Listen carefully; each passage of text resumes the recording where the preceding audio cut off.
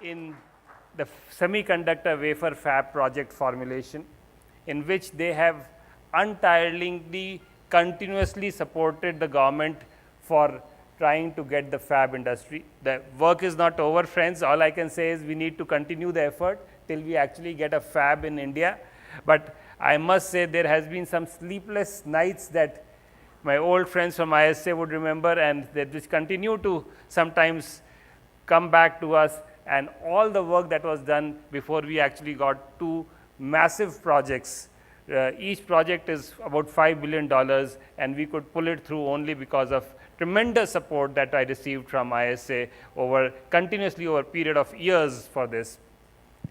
I'd also like to recognize the fact that ISA had huge role to play. In fact, again, I would not like to name people, but in lot of people from ISA and in industry who gave us support in formulating the fabless chip design policy. It's very difficult to explain in the government to people what is the difference between fab and fabless. And I have, part of the reason why I've lost my hair is trying to, I pull out hair and while trying to explain the difference. I learned it myself first, and then I tried to explain it to others. But that policy is in advanced stage, and hopefully we'll see the light of the day shortly. But again, thanks a lot for giving your support in trying to formulate that policy, trying to see that we have a vibrant fabless industry in the country. Friends, I think our journey is not over. The award has Lifetime Achievement Award is given, but this should not be where we stop. I think we need to continue the effort. The work has just started. I think this should just be one more interim stop, and I think we need to take the work forward together, collectively, collaboratively from where we are. Thank you once again. I would like to once again, from the bottom of my heart, thank all my industry friends here who have supported me in this effort so far, and I would like to seek your continued support going forward. Thank you very much. Thank you, Dr. Ajay Kumar. I now request Gurudev Sri Ravi Shankar to share with us from the deep ocean of spiritual thoughts that he carries with him, and inspire us this evening with some of your insights that will appeal to us definitely.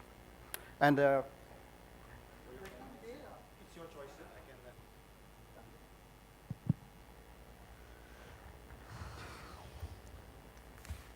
Good evening, everybody.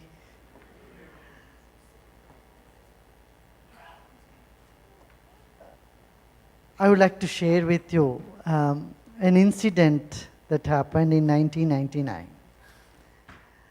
It's that year when we moved in the rural areas, and we had an ashram not very far from Bangalore city, about 21 kilometers. Today, university has extended all the way up there. So there were a lot of unemployed youths around.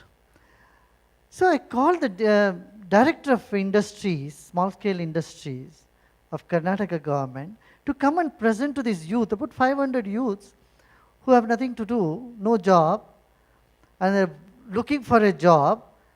So I put them all together and brought the Director of Industry, and he presented many projects in front of them, what all could be done.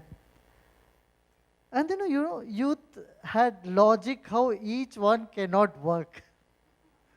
They said, this is not possible, this is not possible, this is not possible. After 2-hour presentation, finally I asked, okay, what will work? What do you want? He said, Gurudev, give us a job in the as a bus conductor. Not semiconductor, but bus conductor. And they wanted a job as a policeman, as a constable in the police station. You can't employ 500 people in a small police station, or only 2 buses running in this road, and you can't employ them all. I said, what is the matter? There's something basically wrong. And I see the same thing continue even today. In UP, for a post of a peon, of an attendant, There are about 1 lakh and of applications, all graduates and postgraduates. There is something seriously wrong that we need to look into ourselves. Where is the innovation? Our innovative ability, our ability to do something is somewhere hidden deep within us. So then we had a 15-day training program for these young boys, youth, all of them between 20 and 30. You know, in these 15 days of training, of instilling confidence in them, instilling self-respect, self-esteem, and making them realize that they have the power to take something and make something. They can do.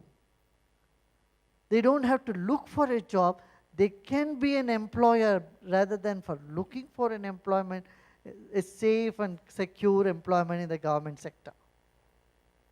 No government can provide you employment for the entire population, especially our young population, if they don't. You know, this 15 days of training of those 500 youths had, I tell you, it was a land, it was completely amazing. It was like our Jaishankarji, Ajay Kumarji said, it's fabulous. It became fabulous. The people started, doing some small industry on by themselves. One young boy who was just 8th standard pass from Tumkur started an agency. And today he is employing 500 people under him. So we have this ability, it just needs certain push from within. Make them understand that you have the ability to create, the creative impulse, wanting to take up a challenge. This inspiration is essential. As I came in, I was very glad to go around and see some of the stalls. One which really impressed me was the drone, how drone could be used, and indigenously made drone could be used even for agriculture. Today, we live in compartments. The agriculture sector lives in its own world. Technology and agriculture, the gap is a lot of gap between these two, isn't it? The benefit of technology is not being utilized by the agriculture. And then the government, if you want to open an engineering college, in our university we wanted to open an college of architecture, we have to take 5 different permissions from 5 different institutions and then pay everywhere 20 lakhs or something like that. Even, as I said, whatever, deposit, it becomes like a bottleneck to start something. But I am happy in that sector also now, the government is coming up with one window. If it's not, you all have to appeal to the government. What is your real issue, real problem? How we can solve it? No, we need to be part of the solution instead of being part of the problem. For that, people who face the problem themselves will have to come up with the solution.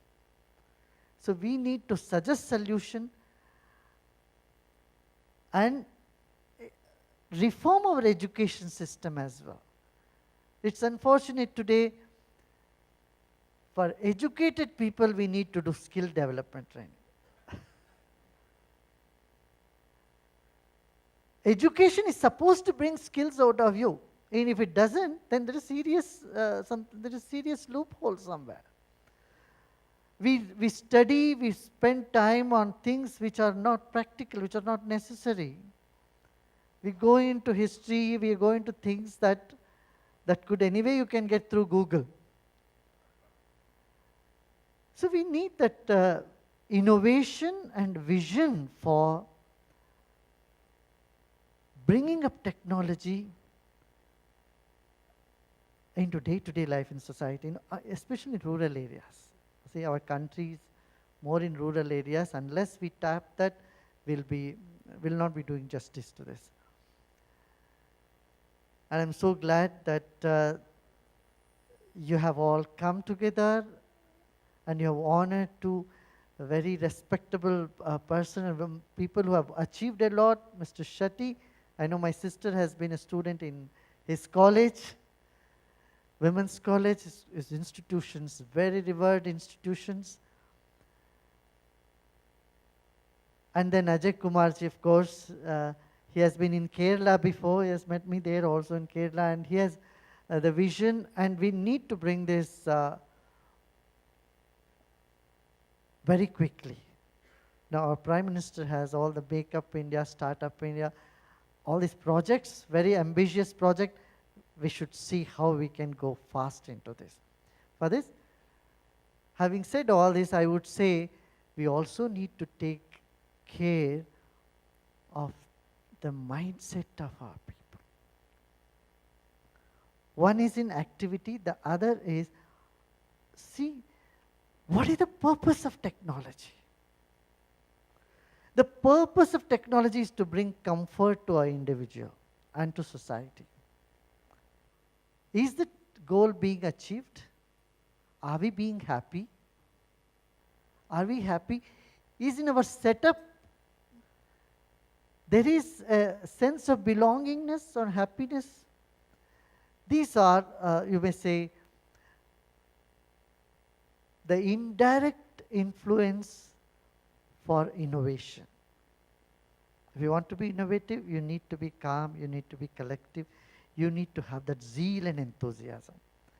And here, meditation plays a big role. Meditation can bring energy into our system. In fact, many of the companies here, they're already practicing. Texas Instrument, of which my secretary was a former employee of that company. Now he's taking care of our organization. He's right here, Mr. Krishna. He was in Texas. And there are many other people who are today engaging in creating skill development training centers through our organizations and teaching self-management, self-mastery. How can you manage your anger? How can you manage your frustration? How you can work in team within your setup?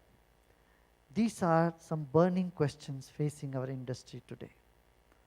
So if we create in each of our industry a sense of belongingness, a bonding, and a stress-free environment, otherwise we give deadlines and we hire and fire, and it causes a lot of heartburn and insecurity among people.